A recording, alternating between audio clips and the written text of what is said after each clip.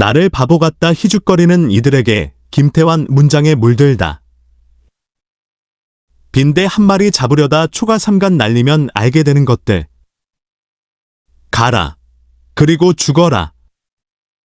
반드시 죽을 운명을 타고난 그대들이여. 밖에서는 눈이 소복소복 쌓이고 있다. 발자국 하얗게 지우면서. 지금은 나이 더 들어 뒷골목을 걸으며 저 초라한 이들의 집들을 대단타 바라보네 벽화로 단장한 동네 골목. 사진 조선TV. 20세기 미국의 시인 윌리엄 칼로스 윌리엄스, 윌리엄 카어로스 윌리엄즈, 1883에서 1963년의 시선집인 꽃의 연약함이 공간을 관통한다. 2021를 손에 들었다. 현대 미국 문학사에서 가장 미국적인 시인으로 자리매김한 시인이란다. 윌리엄 칼로스 윌리엄스의 꽃의 연약함이 공간을 관통한다. 더 젊었을 때는 뭔가를 이루는 게 중요했지. 지금은 나이 더 들어 뒷골목을 걸으며 저 초라한 이들의 집들을 대단타 바라보네. 삐죽삐죽 선이 안 맞는 지붕, 오래된 닭장 철조망과 재, 못쓰게 된 가구들이, 잡다하게 들어찬 마당, 울타리, 통나무 널빤지와 상자 조각들로 지은 바깥 화장실, 그 모두를 고맙게도 말야 적절히 풍화된 푸르스름한 초록 얼룩이 모든 색깔 중에서 가장 나를 기쁘게 하네. 이것이 이 나라에 제일 중요하다는 걸 아무도 믿지 않겠지만 윌리엄 칼로스 윌리엄스의 음옥가 전문 정은기 옮긴 세월이 흘러야만 보이는 것이 있다. 청춘이 지나고 머리가 희끗해지면 그제야 우리가 생각했던 것보다 훨씬 많은 사람이 주변에 있음을 알게 된다. 누가 잘나고 누가 못나고 차이가 보이지 않을 만큼, 물론 주머니의 무게는 다를 수 있겠지만 서로 비슷한 상태에 다다른 것을 알게 된다. 인생은 뜨개질처럼 한 땀 한 땀 완성할 때까지 무슨 형상을 갖게 될지 아무도 누구도 모르는 법이다. 생트베브, 차얼즈 오거스틴 세인트 뷰베이, 1804에서 1869년, 갓쓴 눈부신 빗물이 훈륜에 이런 문장이 나온다. 인생이란 처음 출발할 때에는 하나의 커다란 숲을, 하나의 미궁, 이리저리 길이 엇갈린 미로와 같다. 무수한 길과 길은 서로 옆으로 스쳐 지나가고 있다. 온갖 착고를 거의 다 경험하고 나서 미로도 그 종점이 가까워지고 보면 모두가 다 거기에서 만나기로 약속이나 했던 것처럼 하나의 공지로 모여든다. 인생은 누구나 다 성숙을 문제 삼아야 할 때가 온다. 그런데 사람들은 어떤 부분은 경화를 일으키고 어떤 부분은 부패해간다. 참으로 원만하게 성숙해가는 부분은 많지 않다. 인생의 후반기로 접어들어서 갑자기 모습을 드러내는 결점이 있다. 하지만 그것은 눈에 띄기 훨씬 그 전부터 우리 내부에 형성되고 있었던 것이다. 다만 그동안에는 청춘시대의 자존심과 예절에 의해서 가려져 있었는데 예절이 없어지자 벼랑간 그게 드러나기 시작한 것이다. 저녁 기도를 바치는 시간이 되면 보이는 것들.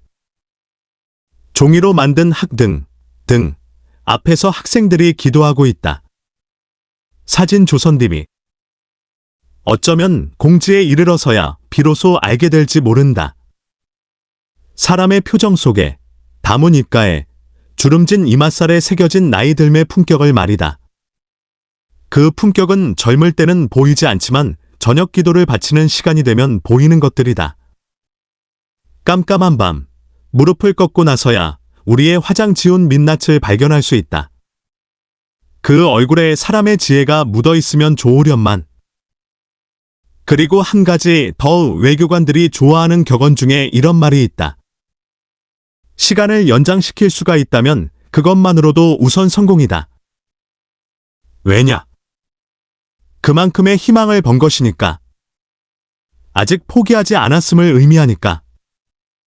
아직 시간이 있다. 그것만큼 위로가 되는 말이 또 있을까? 2023년, 이제 겨우 시작했을 뿐이다. 한 해를 넘기기 전에 당장 무언가를 시작해야 한다. 아미엘, 헨리 프레더릭 어미의 1821에서 1881년에 따르면 운명은 두 가지 형식으로 우리를 파괴한다. 원하는 것을 거부함으로 혹은 원하는 것을 들어줌으로 우리를 파괴시킨다. 그러니 파괴될 운명을 거부할 수 없다. 시간이란 섭리에 순종하는 것밖에 할 수 있는 게 없다. 시인 이성복의 대담집 끝나지 않는 대화시가 가장 낮은 곳에 머문다. 2014를 펼쳐보았다. 시인은 말한다. 삶의 마지막 순간에 자신을 속이거나 자신과 타협하지 않으려고 노력했다고 말할 수 있는 것 이외에 다른 위안이 뭐가 있을까라고. 시인은 또 나든 남이든 속이는 부분이 있으면 끝까지 까발려야 한다고. 빈대 한 마리를 잡으려고 초가삼간을 날리는 것과 같은 강박증이 있어야 한다고 말한다. 우리 삶에 당당할 수 있는 길은 자신을 몰아세우고 닥달하는 것 외에 다른 선택이 없는 것일까? 열성적으로 가르치시는 것 같은데요. 내 깜냥보다 목표를 높게 잡아요.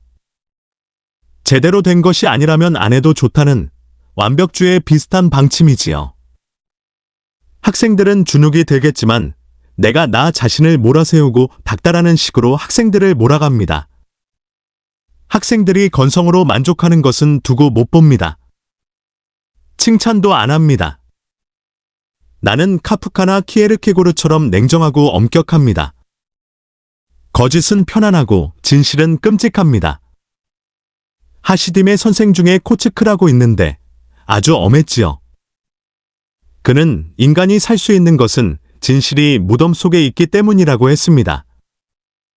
우리가 다 괴테나 베토벤이 될 수는 없지요. 하지만 삶의 마지막 순간에 자신을 속이거나 자신과 타협하지 않으려고 노력했다고 말할 수 있는 것 이외에 다른 위안이 뭐가 있을까요? 이것이 내 글쓰기입니다. 나는 글을 쓰면서 나든 남이든 속이는 부분이 있으면 끝까지 까발려야 다음 글을 쓸 수 있습니다. 카프카한테 배운 것이지요. 빈대 한 마리 잡으려고 초가삼간 날리는 것과 같은 강박증이지요. 이 강박으로부터 벗어나려고 무진례를 썼는데 잘 안 됩니다. 아마 앞으로도 그럴 거예요. 때론 실눈을 떠야 보이는 것은 빙어 현진건이 집필 공간이었던 서울 부암동 옛집의 2002년 모습이다. 폐가로 방치되다 철거되었다. 사진 조선DB. 인생은 질서정연한 빗무리가 아니다. 때로 초가삼간 날리는 강박증으로 대해야 겨우 보이기도 한다. 강박은 일종의 아이러니다. 반어적인 상황을 맞닥뜨려야 뭔가의 정체가 드러난다. 때론 실눈을 떠야 드디어 윤곽이 보이기도 한다. 현진건이 단편소설 운수 좋은 날. 현진건 1900에서 1943년의 단편 운수 좋은 날, 1924에서 인력 거꾼 김첨지는 오랜만에 행운으로 많은 돈을 벌게 된다. 알아놓은 아내에게 설렁탕 한 그릇을 사다 줄 수 있어 기분이 좋아진다. 하지만 아침에 나올 때 아내가 오늘은 제발 나가지 말아 달라고 애원했던 생각이 자꾸 떠오른다. 김첨지는 계속되는 행운에도 점점 불안해진다. 설렁탕을 사가지고 집으로 돌아간 김첨지는 불러도 대답 없는 아내의 불길한 침묵에 역정을 낸다. 이런 오라질년, 주야장천, 누워만 있으면 제일이야. 남편이 와도 일어나지를 못해 나는 소리와 함께 발길로 누운 이의 다리를 몹시 찼다. 그러나 발길에 치이는 건 사람의 살이 아니고 나무뜬걸과 같은 느낌을 주었다. 이때의 빽빽 소리가 응아 소리로 변하였다. 개똥이가 물었던 젖을 빼어 놓고 운다. 중량, 울다가 목도 잠겼고 또 올 기운조차 시진한 것 같다. 김첨지는 아내의 죽음을 거부하며 강압적이고 과장된 행동으로 자신의 불안감과 자책감을 억누르려 한다. 하필 운수 좋은 날에 아내는 죽음에 이른다. 우리 삶은 왜 아이러니여야 할까? 김첨지가 안 죽었어. 안 죽었대도 그래. 라고 화를 내며 소리를 질러보지만 상황은 달라지지 않는다. 초가 삼간을 다 날린 다음에야 김첨지는 깨닫는다. 이미 너무 늦어버린 것을. 김승옥의 소설 무진기행의 육필원고. 사진 영인문학관. 김첨지의 이런 자책은 김승옥의 단편 무진기행 1964에 덜컹거리는 버스 속에서 당신은 무진읍을 떠나고 있습니다. 안녕히 가십쇼라고 씌어있는 팻말을 보며 느꼈던 나, 윤희중의 부끄러움과 닮아있다. 무진은 우리의 비정한 현실, 삶과 죽음, 그리고 현실과 꿈, 혹은 진실과 거짓이 뒤섞인 혼돈의 공간을 의미한다. 밤사이 진주해온 적군들처럼 안개가 무진을 삥 둘러싸고 있는 것이다. 안개야말로 아이러니한 생의 공지다. 안 보여 답답할 때도 있지만 보이지 않아 좋을 때도 있다. 사람도 겉만 봐선 알 수 없다. 열길 물속보다 더 짙은 사람의 안개와 만날지 모른다. 무진을 둘러싸고 있던 산들도 안개에 의하여 보이지 않는 먼 곳으로 유배당해버리고 없었다. 안개는 마치 이승의 한이 있어서 매일 밤 찾아오는 여기가 뿜어내놓은 입김과 같았다. 손으로 잡을 수 없으면서도 그것은 뚜렷이 존재했고 사람들을 둘러쌌고 먼 곳에 있는 것으로부터 사람들을 떼어 놓았다. 안개, 무진의 안개, 무진의 아침에 사람들이 만나는 안개, 사람들로 하여금 해를, 바람을 간절히 부르게 하는 무진의 안개, 그것이 무진의 명산물이 아닐 수 있을까? 안개 속에선 더 가까이 다가가야 보인다. 무엇을? 타인이 아니라 우리 자신의 내면을. 우리 삶이, 삶의 진실이 거창한 것은 아니다. 의미를 찾을 수도 없다. 찾기도 어렵다. 그냥 흘러가는 순간일 뿐이다. 그러나 흘러갈 법한 순간을 포착하는 것이 문학이다. 포착하지 않으면 생의 빗물이 훈유누는 흩어져 버린다. 알 수 없는 인생을 포착함으로 삶의 진실을 마주할 수 있다. 그녀는 누나가 되고 어머니가 된다. 서정인의 소설 강. 서정인의 소설 강. 1968에 세 사람이 등장한다. 제각기 다른 인물이다. 선글라스를 쓴 사람을 보고 이씨, 세무서 주사, 는 싸구려 색안경으로 사치를 하는 사람으로 생각하고 김씨, 늙은 대학생, 는 장님을 떠올린다. 한때 장님이 되어 검은 안경을 쓰고 안마장이 노릇을 하는 상상에 사로잡힌 적이 있기 때문이다. 박씨, 전직 초등학교 교원, 는 자신에게 뇌물을 받던 형사가 생각난다. 이 세 사람이 군화리행 버스를 탄다. 창밖으로 진눈깨비가 흩날리고 이들은 모두 상념에 잠긴다. 모두 같은 곳에 하차한다. 혼삿집에서 군화리로 돌아왔을 때는 이미 버스가 끊겼다. 박씨와 이씨는 작부의 술집으로 가고 김씨는 혼자 여인숙에 눕는다. 술집에선 술판이 벌어지고 술집 여자는 이씨에게서 김씨가 대학생이라는 말을 듣는다. 김씨를 데리러 여인숙에 온 여자는 새우잠을 자는 김씨에게 이불을 덮어준다. 그리고 그 얼굴을 들여다보다 난포불을 끈다. 밖에는 눈이 소복소복 쌓이고 있다. 그녀가 남겨놓은 발자국을 하얗게 지우면서 사진 조선 DB. 김씨는 새우처럼 등을 굽히고 옆으로 누워 곤히 자고 있다. 여자는 그 얼굴을 들여다본다. 낮에 본 사람이 분명하다. 대학생. 그녀는 살포시 김씨의 어깨를 밀어서 바로 눕힌다.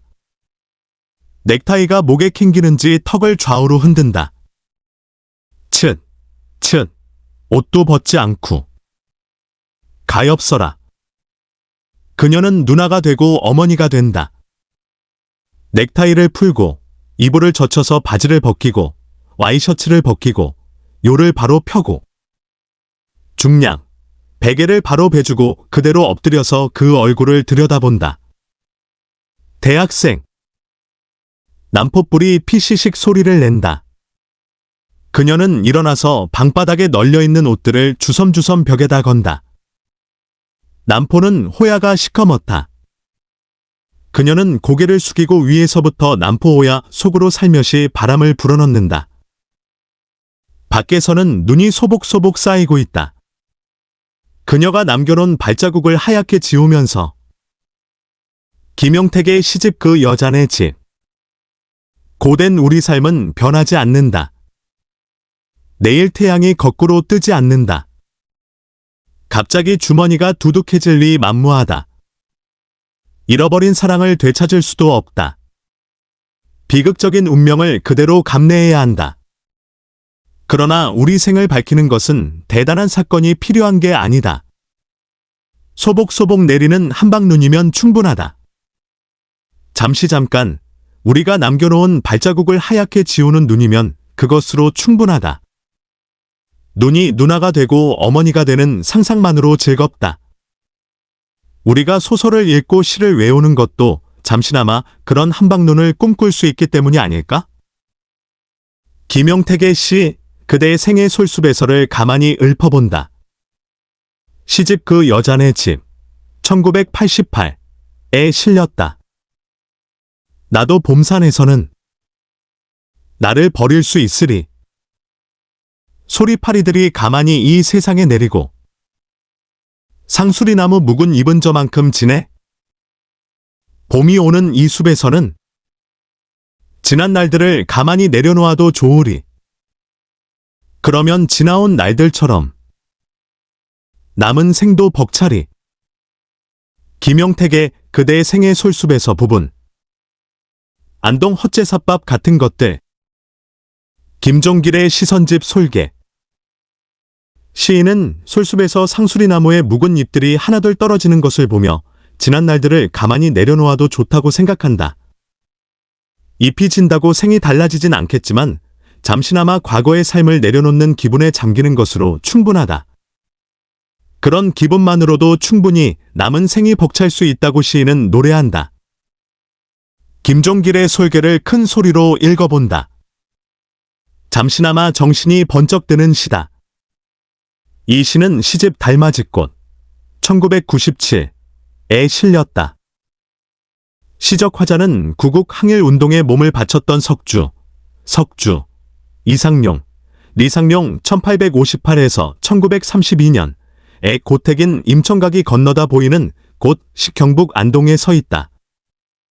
근처에 이육사, 리륙사 1904에서 1944년에 시비도 있다.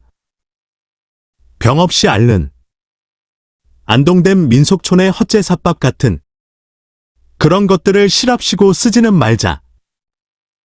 강 건너 임청각 기와골에는 아직도 북만주의 sak풍이 불고 한낮에도 무시로 서리가 내린다. 진실은 따뜻한 아랫목이 아니라 성에 낀 창가에나 얼비치는 것. 서늘한 육사의 겨울 무지개. 유유히 날던 학 같은 건 이제는 없다.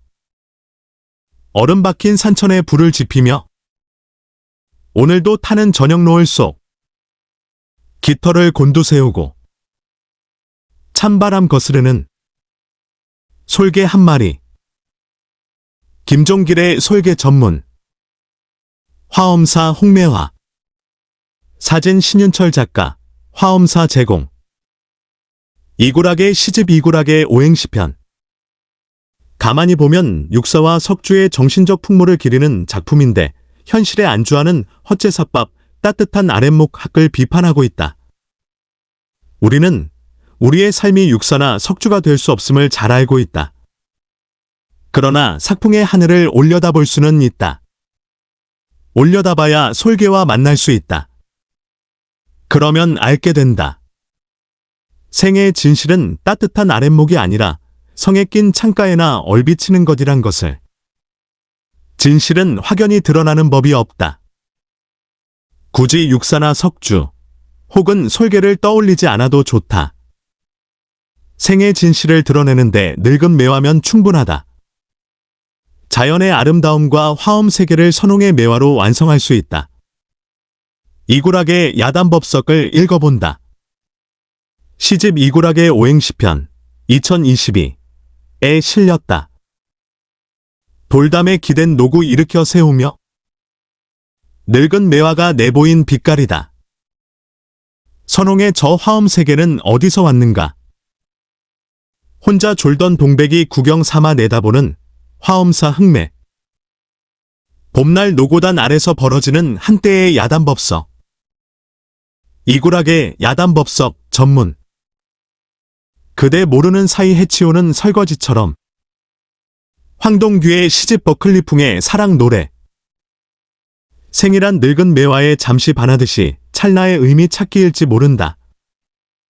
의미가 금세 사라지더라도 사라질 수밖에 없더라도 의미를 부여하는 것이 문학의 역할이다. 황동규의 시 버클리풍의 사랑 노래에서처럼 사랑은 그대 모르는 새에 해치우는 설거지와 같다. 수돗물을 시원스레 틀어놓고 물비누로 정갈이 씻는 것이면 충분하다. 시집 버클리풍의 사랑 노래 2000에 실렸다. 내 그대에게 해주려는 것은 꽃꽂이도 벽에 그림 달기도 아니고 사랑 얘기 같은 건 더더욱 아니고 그대 모르는 새에 해치우는 그냥 설거지일 뿐. 얼굴 붉은 사과 2알 식탁에 얌전히 앉혀두고 간장병과 기름병을 치우고 수돗물을 시원스레 틀어놓고 마음보다 더 시원하게 접시와 컵 수저와 잔들을 프라이팬을 물비누로 하나씩 정갈이 씻는 것. 겨울비 잠시 그친 틈을 타 바다 쪽을 향해 우윳빛 창 조금 열어놓고 우리 모르는 새 언덕 새파래지고 우리 모르는 새 저 샛노란 유채꽃 땅에 가슴 간지르기 시작했음을 알아내는 것. 이구 햇빛 속에서 겁도 없이 황동규의 버클리풍의 사랑 노래 전문. 인생은 거창하게 성찬을 마련해주지 않는다. 인생에선 무엇을 손에 쥐고 있는가 보다 바다 쪽을 향해 우윳빛 창을 조금 열어놓는 것이 중요하다. 많이 열어놓지 않아도 된다. 아주 조금이면 충분하다. 창문을 열어놓아야 우리 모르는 새에 자란 새파래진 언덕이며 샛노란 유채꽃이 보이기 시작한다. 땅의 가슴이 간지르기 시작한 봄을 처음 느껴보는 것이다. 우리는 이미 경험하고 있다. 아무리 마음 깊이 배려해도 어떤 이는 꿈쩍도 하지 않는다는 것을. 신뢰를 쌓는 데는 여러 해가 걸려도 무너지는 것은 한순간이라는 것을. 그리고 아주 작고 소용없이 보이는 사소한 말 속에 상상도 못할 진실이 담겨 있음을 우리는 경험을 통해 알고 있다. 우윳빛 창을 조금 열어놓는 것이 얼마나 대단한 일인지 사람들은 알지 못한다. 대부분의 사람은 창문을 열 생각조차 하지 않고 무순하기에서 나오는 말에만 정신이 팔린 채 붕괴하고 경련을 일으킨다. 가라. 그리고 죽어라. 반드시 죽을 운명을 타고난 그대들이여. 가라. 그리고 괴로워하라. 반드시 괴로움을 겪어야 할 그대들이여. 산다는 것은 행복하기 위해서가 아니다. 나의 할 말을 다하기 위해서다. 괴로워하라. 죽으라. 그러나 그대가 마땅히 되어야 할 그런 인간이 되라. 한 사람의 인간이 되라. 로맹롤랑의 창문을 열어라 일부. 장영수의 시집 한없는 밑바닥에서 일부러 괴로워할 필요는 없다. 이미 우리는 한 사람의 인간이 되는 법을 알고 있는지 모른다. 세상을 사랑하는 법을 배웠는지 모른다. 언제 배웠을까? 장영수의 시 묵상을 소개한다. 시집 한없는 밑바닥에서 2000 실렸다. 천주교 수의 시절 밤중에 수녀관 밤에서 나를 부르던 참모 아줌마. 그 뜨거운 옥수수빵 한 조각에 나는 이 세상 사랑을 배웠으니 일일이 열거에 무엇하리요. 사랑의 원천은 그렇게 나를 부르는 소리 같은 것이라. 여기는 나를 바보 같다고. 못난 이들이 희죽거릴 때에도 나는 그런 분들을 흉내내고자 하였습니다. 장영수의 의묵상 전문